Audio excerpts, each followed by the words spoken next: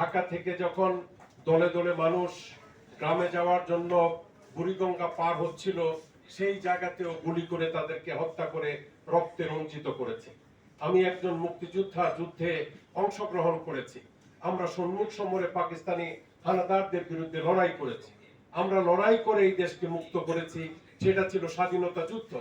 একটা দেশ স্বাধীন একবারই হয়, বারবার কোনো দেশ স্বাধীন হয় না। তার পরবর্তী সময়ে যে সমস্ত আন্দোলনগুলো হয়েছে, এই সকল কোনো আন্দোলনকে স্বাধীনতার সাথে তুলনা করা আমি সমীচীন মনে করি না। বৈষম্য বিরোধী আন্দোলনে যারা আত্মাহুতি দিয়েছে, এই শহীদদের প্রতি আমি শ্রদ্ধা জানাই এবং তাদের জন্য আমরা ইতিহাসে অন্যান্য আন্দোলন এবং সংগ্রামের মতো একটা পূজনীয় স্থানে রাখবো, সেটাই হচ্ছে বড় কথা।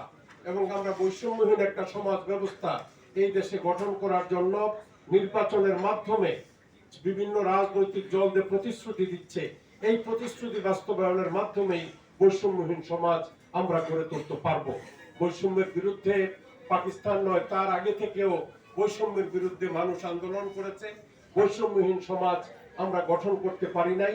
ভবিষ্যতে যাতে এই বৈষম্যহীন সমাজ ব্যবস্থা গড়ে তুলতে পারি, সবাই আমরা সেই জন্য আত্মনিয়োগ করব। সবাই